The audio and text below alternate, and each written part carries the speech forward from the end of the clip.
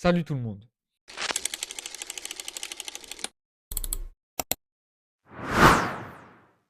Aujourd'hui, on est là pour ce qu'il y a devant moi.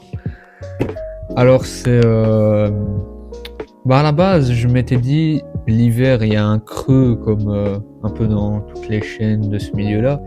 Mais je me suis dit tant qu'à faire. Et puis, il y a eu l'occasion d'avoir de très belles miniatures à de très bons prix qui s'est présentée.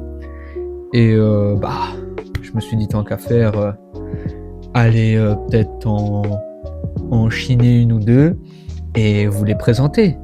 Donc voilà, il n'y a pas plus simple. On va faire ça aujourd'hui. Donc pour commencer, on va commencer avec ces deux-là.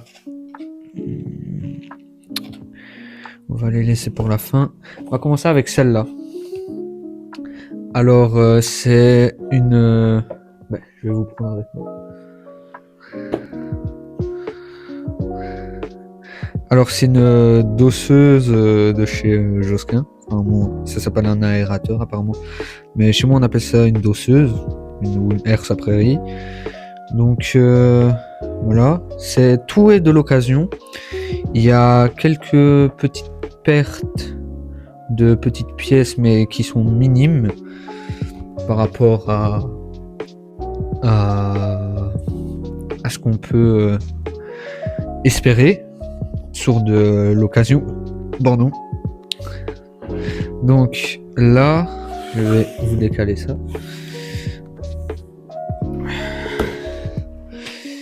Alors, on va déballer ça.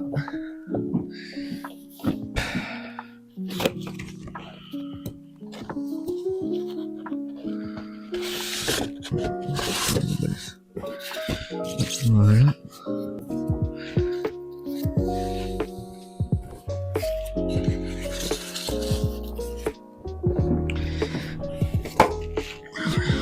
Alors là voilà, une belle petite machine de chez Josquin, machine belge du coup parce que Josquin est belge, mais c'est une miniature franchement qui me faisait de l'œil depuis un moment, et là j'ai eu l'occasion de la voir, comme tout à très bon prix d'ailleurs,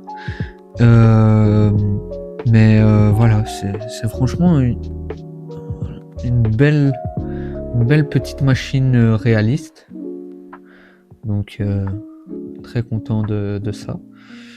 Mais je vais faire un cut et je vous montre juste après avec un tracteur ça donne quoi.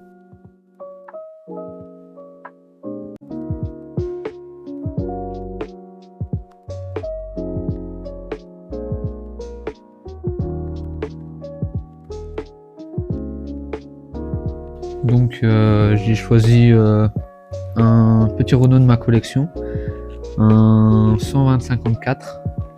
Alors qu'on soit bien d'accord, 120 chevaux, il travaille à l'aise avec. Le truc c'est que cette machine là, ça demande pas mal de poids au niveau du tracteur parce que c'est des machines qui pèsent, mais bon. Donc voilà, première machine présentée. La petite dosseuse ou aératrice comme vous voulez de chez Josquin. On va passer à une autre et cette fois-ci on va peut-être prendre un tracteur, ce sera mieux, comme ça on fait un tracteur, une machine, donc voilà. Donc là vous venez de voir la petite dosseuse. On va passer sur une autre miniature. Alors il y a deux tracteurs de machine, je me dis on peut passer potentiellement sur un tracteur. Alors peut-être l'auront reconnu, c'est la boîte du 818 Vario TMS de chez Universal Hobbies. Alors, je pensais que c'était une erreur de fabrication parce que j'avais déjà eu le cas sur une de mes miniatures, je ne sais plus exactement laquelle. Je l'avais acheté neuf et tout, mais voilà, en soi cela ne me dérange pas. Mais ce n'est pas le 818 Vario TMS, c'est le 820 Vario TMS. Alors, voilà, on va le sortir.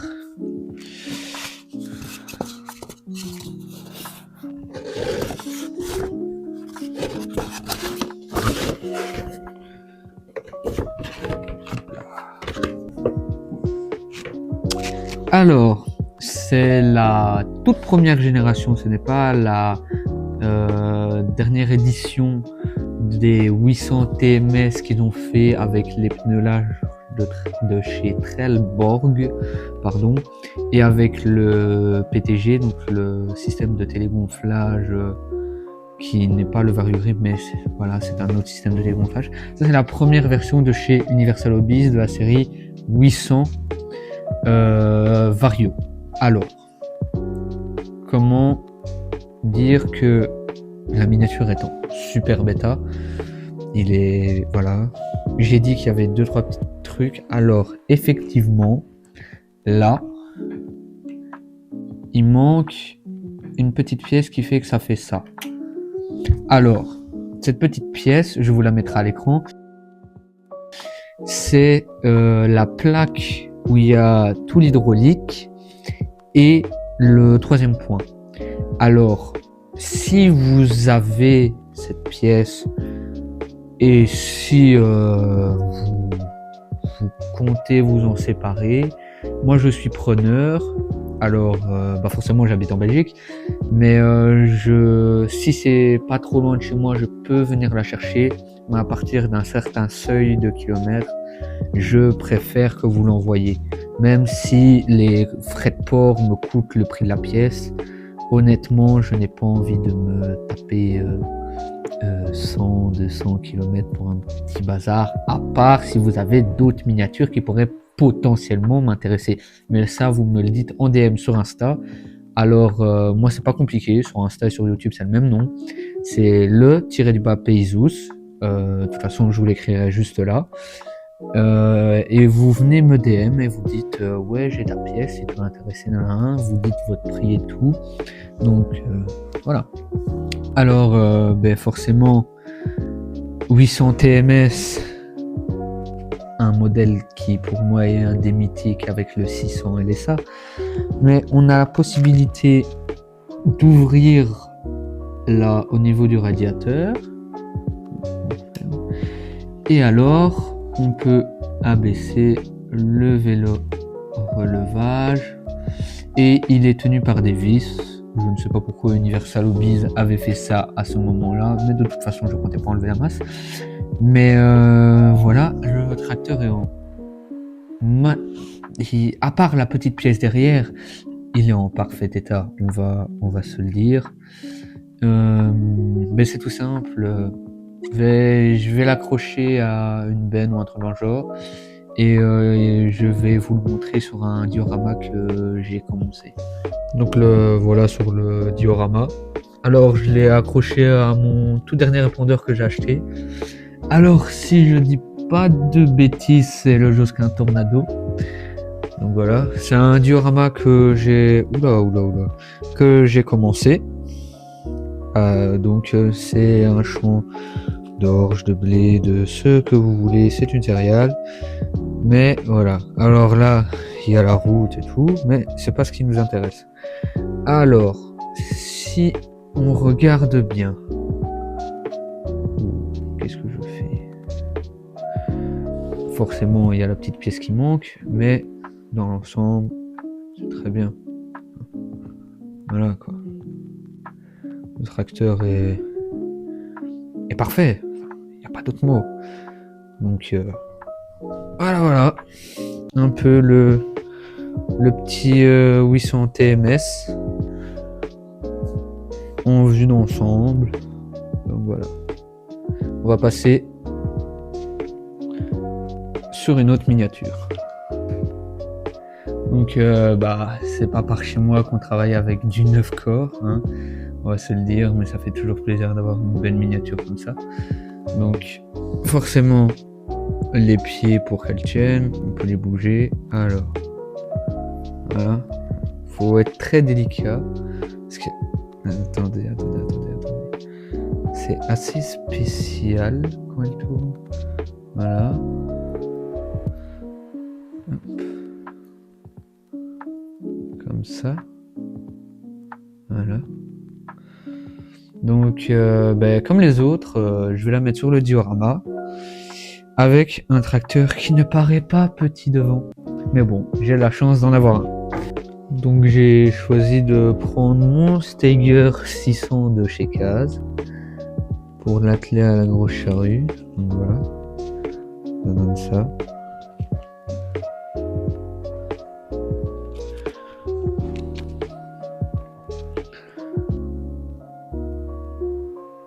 Regardez la taille par rapport à mon diorama.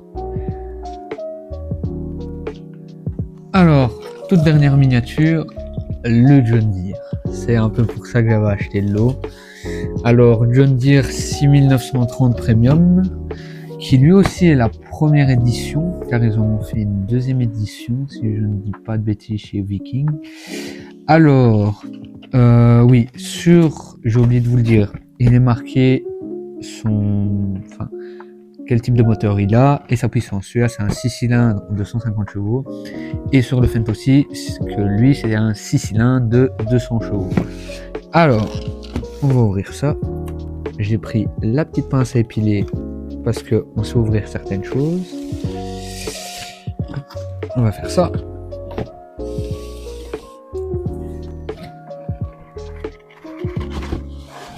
Voilà. On va déposer ça là. Hop là. Alors. Il est à l'envers. Ça commence bien. Voilà. Alors. Le petit John Deere. Alors. John Deere 6930 Premium, comme je l'ai dit. Il y a la possibilité de lui ouvrir le capot. Comme ceci. Alors, il n'a pas de relevage avant, lui.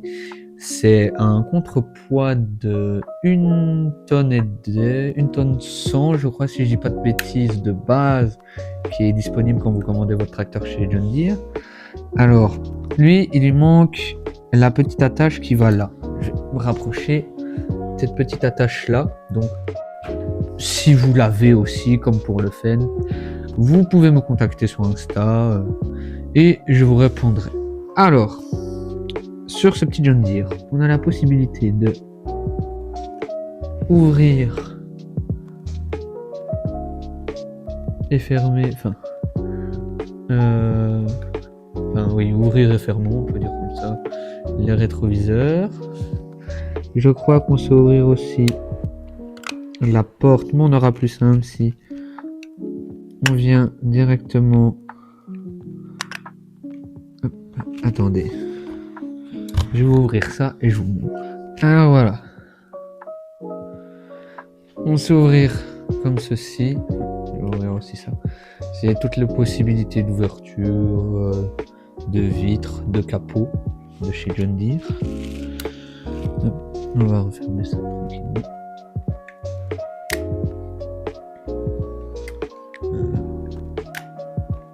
Voilà.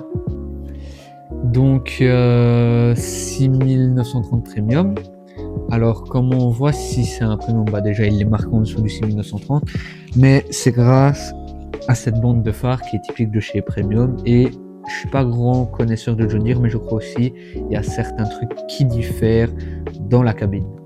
Alors je vais vous le montrer sur le diorama là, quelque chose, hein.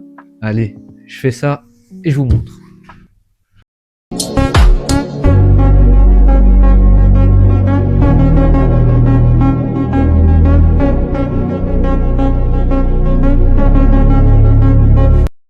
Encore merci d'avoir regardé la vidéo, les amis. Je suis vraiment content.